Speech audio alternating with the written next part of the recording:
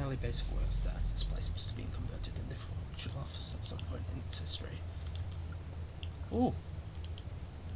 Article for very old, the Copenhagen Post, I don't know what that says, I'm taking it. Copenhagen Post, Monday 17th of August 1930. Psychotropic deposits at the bottom of Death Mine. Researchers at the University of Copenhagen have suggested that mild altering chemicals naturally sewn into the rock may be the cause of high suicide rates at a Greenland mine. The university, which has recently been conducting studies into isolated communities, first became interested in the workers of the northwestern lead mine last year. They discovered that even taking into account Greenland's naturally high suicide rate, local figures for the last 100 years were abnormally high, at 46 deaths per 100,000 populace, compared to the national average of 29. On further investigation, experts diagnosed in many of the miners symptoms in common with the earlier stages of paranoid schizophrenia. This has prompted researchers to hypothesize that natural deposits of lysergic acid, a pH of 4 formula, recently discovered to have hallucinogenic properties, may be present in the rocks. Two locals were conductive to interview, but those who agreed to speak had their own explanations. Inuit spirits known as the Turn Gate live in the mountains. The university is awaiting the results of chemical testing. Studies continue. Small key for a locker container. We got the key, boys. Damn, no jerky. And this must be the... oh. It's a picture of British platoon. It must date back to World War II. I suppose this mine was converted into some kind of bunker. Excuse me, chair. This must be the artifact in question. It's an old artifact. An old man clutching something unseen. He is strange, and yet he is no stranger. Never seen before, still I know this man before me is Howard. I call him Father. Ugh, what the hell? What just happened? I don't know if that was such a good idea. Of course it is. Haven't you heard touching foreign objects is a great idea? You see something new, touch it. These are new, and we touched them, and they're all batteries, and that is good. And there's nothing in here. But we wouldn't know if we hadn't have touched it. Let's see. Aha! What are you? Some kind of chemist home full of explosive recipes. Big Book of Explosives, 1923 edition. Chapter 1.3, Black Match Fuse. The black match fuse is one of the oldest, simplest, and most reliable fuses used in modern pyrotechnics. It is easy to create, essentially consisting of just string and gunpowder, but be warned that chemicals connected will stain clothing, and as always, due concern is advised. Materials required: string, preferably cotton, black gunpowder, Baxtrin, we have some of that. The string should be coated with a thin layer of Baxtrin, which acts as an adhesive. The string is then carefully rolled in the gunpowder, and then left to dry at least a couple of minutes before use. Chapter 2.1, Dynamite. Invented by Alfred Noble in 1866, dynamite is commonly used in construction, mining, and demolition. It has proved far safer to handle than alternatives such as pure nitroglycerin, provided that it has been properly stored over time. The explosive component of dynamite, supposedly made safe by the presence of the diatomaceous earth, has a tendency to weak, making an old box of the explosive liable to detonate on contact. Well, it ain't bloody safe then, is it? Materials required: 1 part diatomaceous earth, 3 parts nitroglycerin, I don't know if I'm pronouncing that right, small amount of sodium carbonate.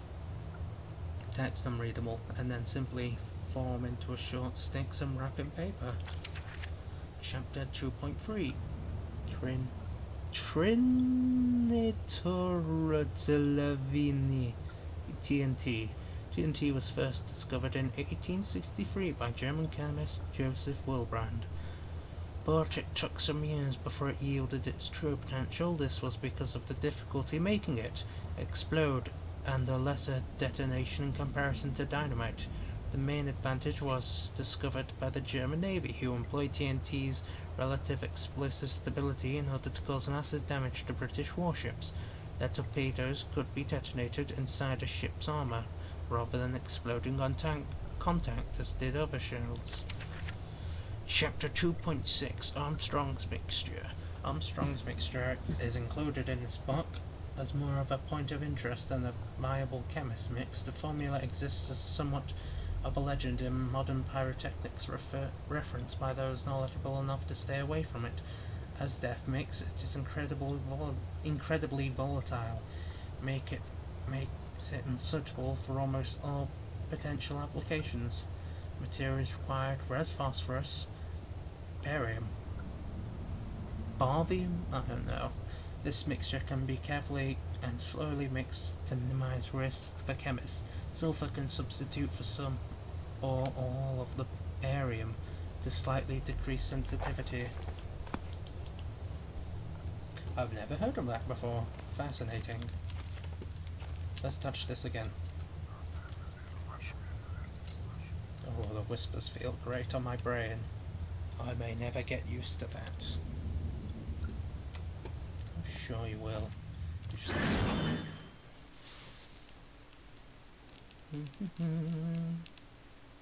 Is that blood on the snow?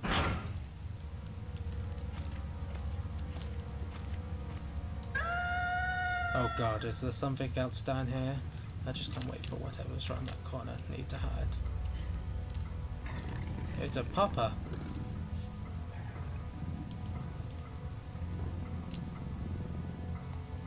I'll shank you with this bottle.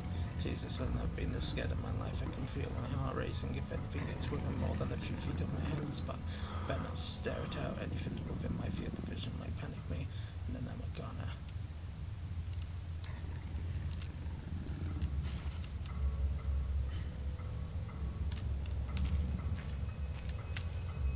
Well, it looks like my dog friend is gone.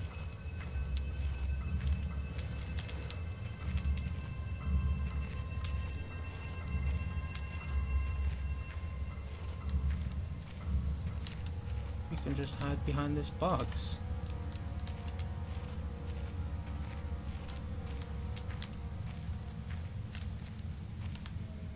Storage room. Warehouse. Not as heavy as it looks, but should serve as some sort of weapon if I have to defend myself.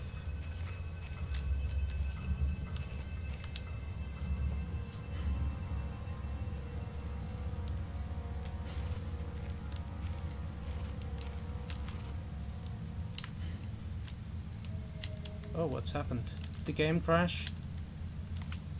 I can no longer move. Ah, it's fixed.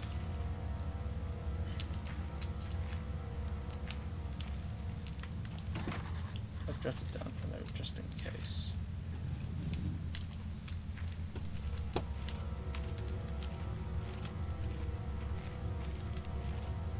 I've played Minecraft.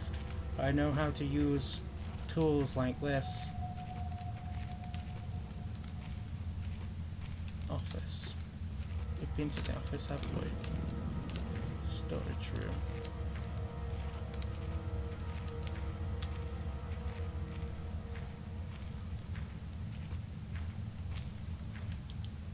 Not as heavy as it looks. Could be used as a weapon. We could throw rocks at it like some primeval barbarian. Storage room.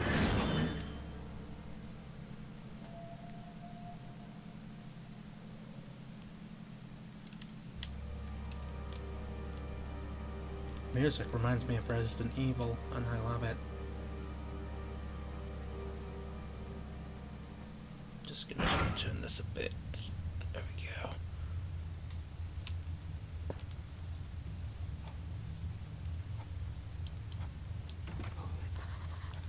from the other side. That means that someone's still inside. I can hear chittering. Thank God, maybe I can get some answers. Why wouldn't they open the door? I've noted down the note just in case. Let me in! Let me in! Reams of wiring. I could use this.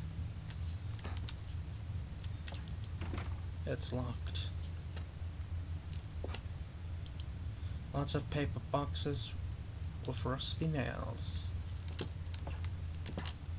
Just old paint cans dried up long ago. Let's inhale that lead, baby. The work of either a child or a deranged mind. Or a deranged child's mind. It's a Zippo lighter, but it's empty.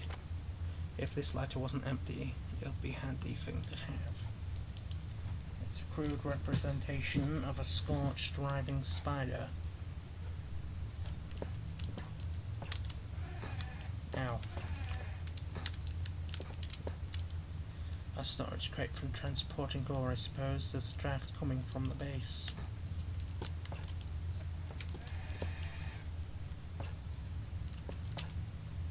Ooh. Well, I prefer a first aid kit, but at least I'm injured. I can grin and bear it. Painkillers. Lovely.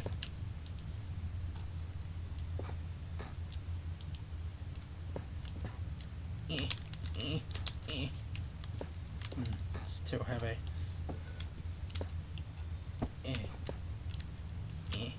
Still can't. I can.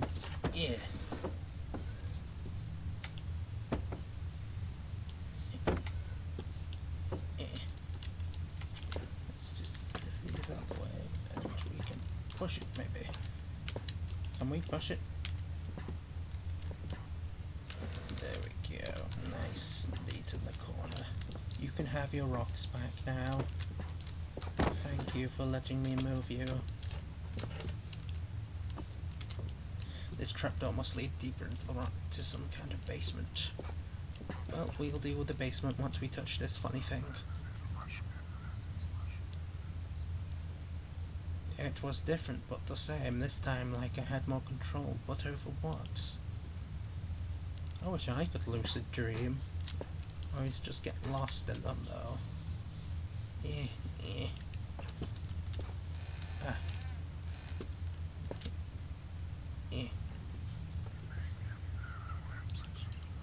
It looks like someone removed the ladder from these hooks with a pretty blunt saw. Well, that's rude of you. How am I meant to get up? I can't use my stubby baby hands.